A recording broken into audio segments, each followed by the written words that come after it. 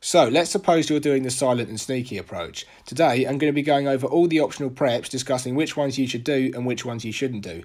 But before we do that, make sure you pick the cheapest gunman and driver and the most expensive hacker. If you're wondering why, it's basically because you don't need good guns, as you'll only be going for headshots at close range, and the getaway cars really aren't that important.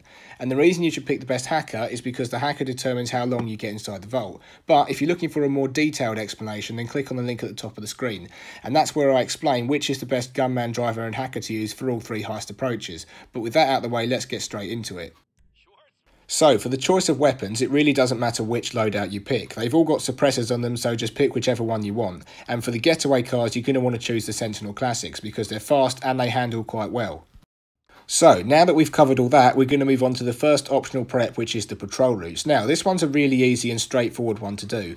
All you need to do is go over to where it tells you on the map. There will be a car park full of enemies. Just get rid of all the enemies, and once you've done that, you'll need to locate the right car. Simply open the boot of the car, take a photograph of that clipboard, and then send it to Lester. Now, just leave the area and lose the cops. This shouldn't take you longer than about 3 minutes. So, by doing the patrol routes, it allows you to see the positions of all the guards and their cone of vision on your minimap, as you can see here if you look at my map.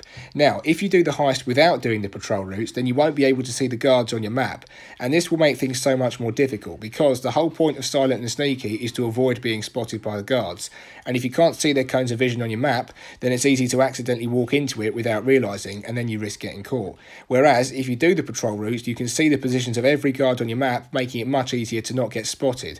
So then, for the silent and sneaky approach, I'd definitely recommend doing the patrol routes. Anyway, now we're going to move on to the Dug and Shipments prep. So what does this one involve? Basically, you need to go around the map and assassinate as many targets as you can within 10 minutes. There's a total of 10 targets to take out, and these targets will be spread out all across the map. So you'll need a fast, weaponised vehicle like a Buzzard or an Oppressor Mark II if you wish to take out all the targets before the time is up.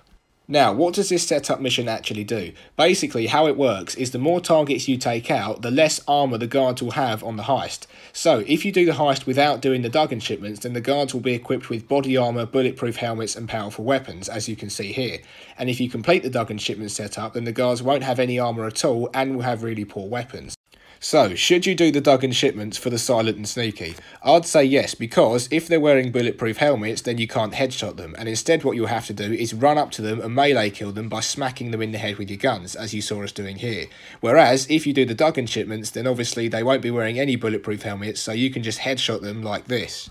So then, for silent and sneaky, it's definitely a good idea to do the Dug and Shipments. Anyway, the next optional setup we're going to cover is security intel. Now this one is slightly different because for some of you it might be locked. So in order to unlock it, you need to host and complete all of the casino missions, and to do that you must own a penthouse, which are very expensive. So it's understandable why some of you haven't unlocked this yet. But the good thing about this setup is once you complete it, you'll never have to do it again. So unfortunately, I don't have footage of this one because once I completed it, I haven't had to do it since, and I didn't record it for the first time. But the good thing is, it's actually a really easy mission to do. All you have to do is come to this area right here and meet up with Vincent, and then there will be a report of a stolen car. You just need to chase after that car, find out where it's gone, shoot the driver out, and then return the car to Vincent, and that's pretty much it. So what this setup mission does is very similar to what the patrol routes does, but instead of showing you where all the guards are, it shows you the positions of all the CCTV cameras, which is convenient because just like with the guards, you don't want the cameras to spot you. But what if this mission is locked for you and you can't afford to buy a penthouse? Well, you can just memorise where all the cameras are and just look at them on your screen and wait for them to move aside so you can go past. But if you do have a penthouse, then it's definitely worth doing these missions to unlock this setup, because once you've completed it, you'll never have to do it again.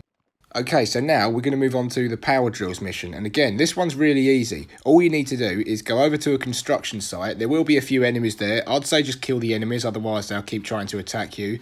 Then just search the boxes for the drills, and once you've found them, lose your 2-star wanted level and then deliver them back to your arcade. So, by obtaining these drills, it allows you to break open small deposit boxes while you're inside the vault, as you can see here. And these boxes will contain anything up to 10k, but remember, you only have a short amount of time inside the vault before you need to leave, and because these boxes only contain 10k at best, there's no point in drilling them open unless you've already collected all of the main target, which is either cash, gold, artwork or diamonds. And if you're doing your heist with only one other person, then you'll probably run out of time before you can do that anyway. So there's no point in obtaining these drills unless you have enough time to collect everything and have some extra time after that. But like I said, with 2 people you probably won't have time anyway, unless your target is artwork, which brings me on to my next point. If your target is artwork, then you can actually collect all of it quite quickly with 2 people, and you might have about a minute left before you have to leave the vault, at which point you'll have some time to drill some deposit boxes. But even in that time you'll probably only make about 40k at best. So personally, I don't really think the power drills are worth it.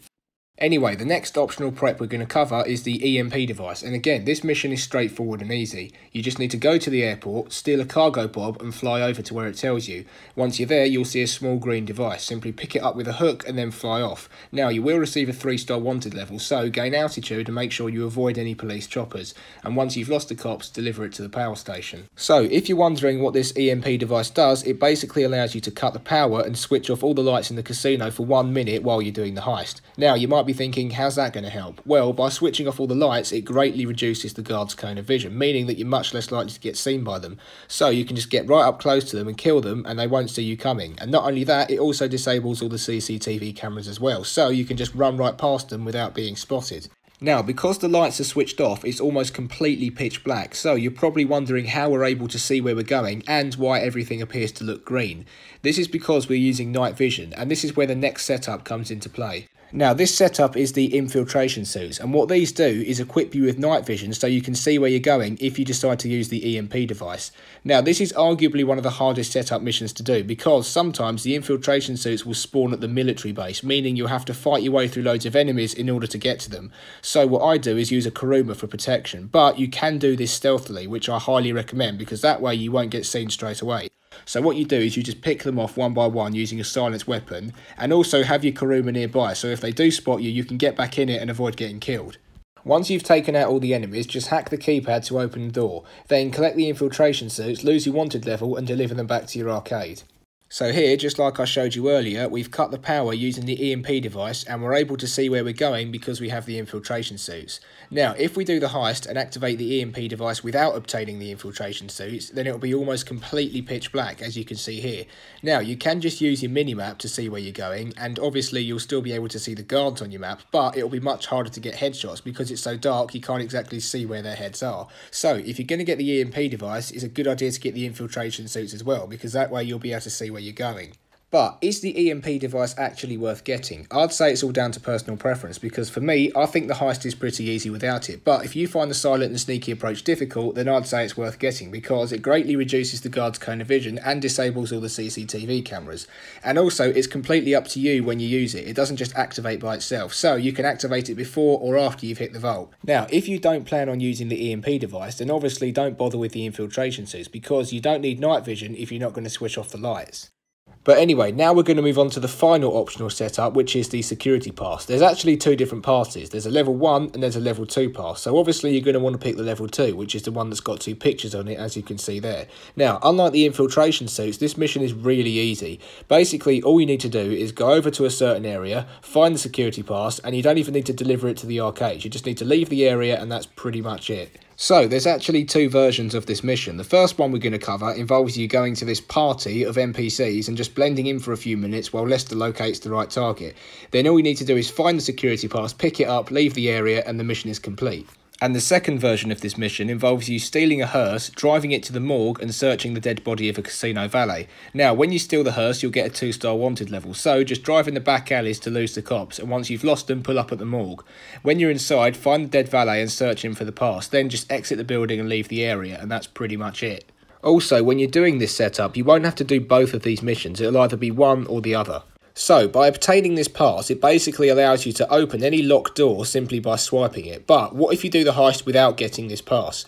Well, if you don't have a pass, then in order to open each door, you'll have to hack them, which will slow you right down and make things much more challenging, as you're about to see. So, here you can see that I'm able to open pretty much any door I want simply by swiping this card. But, like I said, if you haven't got a card, then things will be much more challenging. So, without the card, you'll have to play some hacking minigame in order to open each door. This hacking game consists of a pattern of dots dots that will flash 3 times on the screen. You have to memorise exactly where they were and then repeat the pattern on the next screen. And if that's not bad enough, after you've done that, you'll have to do 2 more. And because the dots only flash for a split second, it's quite difficult to memorise exactly where they were, making it easy to mess up. And if you mess up too many times, then this will alert the guards. And remember, you're doing all this just to open one door.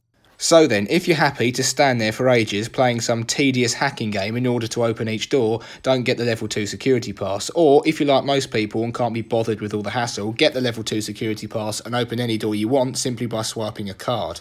So there you have it. The level 2 security pass is definitely a must-have. It makes things so much easier, and it means that you don't have to stand there for ages hacking each door in order to open it. You can just swipe a card and go straight through. But anyways, that just about wraps everything up for today's video. We've covered all the optional preps for silent and sneaky, and I hope you found this useful in helping you to decide which ones to do and which ones not to do. But in the meantime, if you did enjoy today's video, then feel free to drop a like, and if you enjoy my content, then consider subscribing, and I'll see you next time.